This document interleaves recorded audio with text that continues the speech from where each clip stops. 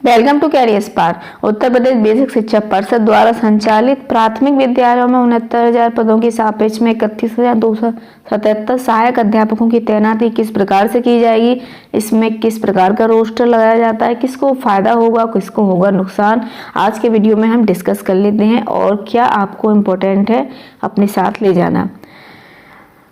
सबसे पहले इन्होंने कुछ पॉइंट ऊपर दिखाए हैं कि अध्यापकों को किस प्रकार से चुनाव किया जाएगा। तो सबसे पहले अध्यापक दिव्यांग महिला और दिव्यांग पुरुष को लिया जाता है। अवरोही क्रम में उनकी सूची तैयार की जाती है। इसी का जो मेरिट है 78 है, उसके बाद 77 आएगा, 76 आएगा, इस प्रकार से सूची तैयार की जाएगी।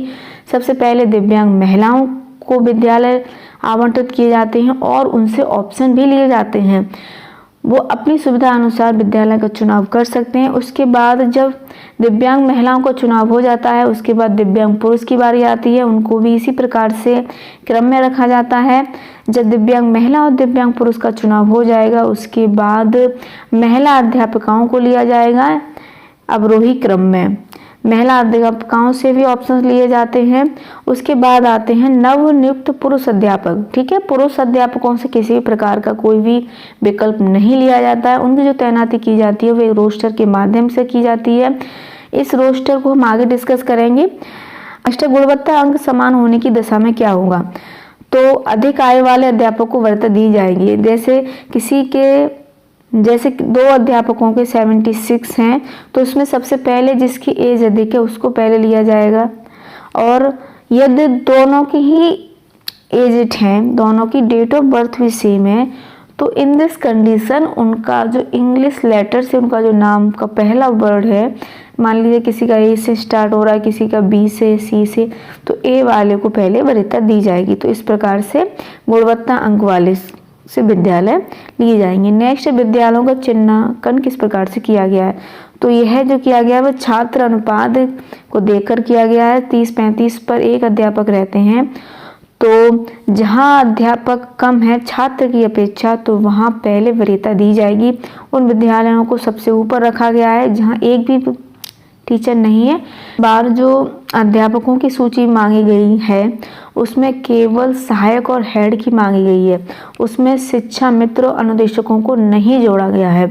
डाटा पहले ही सब ऑनलाइन है, स्टूडेंट्स का भी और अध्यापकों का भी, तो इस की सूची तैयार हो चुकी होगी। विद्या आवंटन की प्रक्रिया, तो अभी हमने डिस्कस किया था, पहले दिव्यांग और महिलाओं, पुरुष और महिलाओं से विकल्प लिए जाएंगे। उसके बाद दिव्यांग पुरुष को गुणवत्ता अंक के आधार पर सूची तैयार विकल्प लिए जाएंगे। उसके बाद महिला अध्यापकों से विकल्प लिए जाएंगे और पुरुष अध्यापकों को रोस्टर के अनुसार विद्यालय दिए जाएंगे। इसमें क्या होता है, एक तरफ लिख लिए जाएंगे टीचर्स के नाम, दूसरी तरफ विद्यालयों के नाम। टीचर्स के नाम भी जिसकी सबसे अधिक मेरिट है उसको सबसे ऊपर रखा जाएगा। कोई भी टीचर्स नहीं है वो विद्यालय ऊपर आएंगे। उसके बाद जहाँ 1 है, जहाँ 2 हैं, छात्र अनुपात के अकॉर्डिंग इस प्रकार से मिलान कर दिया उनको मिल सकता है वैसा विद्यालय जहाँ कोई भी टीचर नहीं है। इस प्रकार से रोस्टर से पहले भी भर्ती हो चुकी है। जहाँ जिन स्टूडेंट्स की अधिक मेरिट थी, जिनके हाई नंबर थे, उनको दूर के विद्यालय मिले थे और की मेरिट लो थी उनको पास के विद्यालय मिल गए थे। तो हो सकता है इस बार भी देखने को मिल सकती है, क्योंकि जो रोस्टर है वह 2008 की नियमावली के अकॉर्डिंग इसी प्रकार का होता है।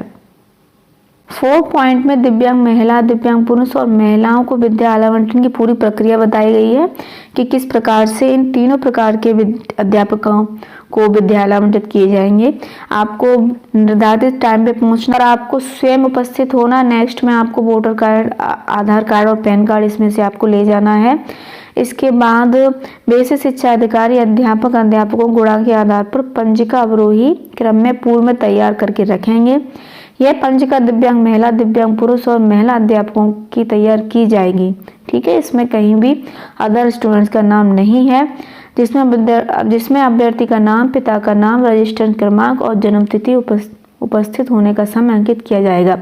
इनसे जो विद्यालय हैं वे पहले ही भरवा लिए जाएंगे। उसके बाद जिस दिन विद्यालय आवंटित किए जाएंगे केवल उस दिन आपको एक और नियुक्ति पत्र दिया जाएगा, जिसमें अभ्यर्थी का नाम, पिता का नाम, रजिस्ट्रेशन क्रमांक, जन्म तिथि और विद्यालय का नाम होता है। नेक्स्ट पॉइंट में है कि यदि कोई लेट हो जाता है इस प्रकार का स्टूडेंट्स, तो इन दिस कंडीशन उसको नेक्स्ट डे मौका दिया जाएगा। ऑनलाइन विकल्प के आधार पर संबंधित अध्यापकों को आवंटित विद्यालय के आदेश तत्काल प्राप्त कराए जाएंगे। विद्यालयवार रिक्तियों के सापेक्ष प्रत्येक आवंटन के बाद एक रिक्ति कम कर दी जाएगी तथा विद्यालय रिक्त समाप्त होने के बाद उस विद्यालय का नाम हटा दिया जाएगा। जो जो विद्यालय के चुनाव होते जाएंगे उनको हटा दिया जाएगा। ऑनलाइन विद्यालय आवंटन का सॉफ्टवेयर प्रेरणा पोर्टल पर तैयार किया गया है, जिसका लॉगिन आईडी, पासवर्ड और यूजर मैनुअल इन पदों को पृथक उपलब्ध कराया जाएगा। और पुरुष अध्यापकों के विद्यालय आवंटन की प्रक्रिया, अध्यापक रह गए उनको तो रोस्टर के तहत ही विद्यालय आवंटन की कार्रवाई की जाएगी। और आपको विद्यालय 3/11/2020 तक ज्वाइन कर लेना है। नेक्स्ट में यही है कि मानव संपदा पोर्टल कोड बनाया गया है। ये सब तो ये मानव संपदा पर ही आपकी तुरंत के तुरंत आपका डाटा फीड होता जाएगा। मानव संपदा पर प्रेजेंट में भी सभी टीचरों का डाटा फीड है, अध्यापक का भी और छात्र का भी। इसमें अब कोई भी प्रॉब्लम नहीं आती है, तुरंत कहाँ सीट खाली है, कहाँ कितने अध्यापक है, बहुत ही जल्दी निकल आता है। वीडियो को लाइक करें, चैनल को सब्सक्राइब कर लें और बेल आइकन प्रेस कर दें, जिससे आपको नोटिफिकेशन मिलती रहे। मिलते हैं नेक्स्ट वीडियो में। Thanks for watching.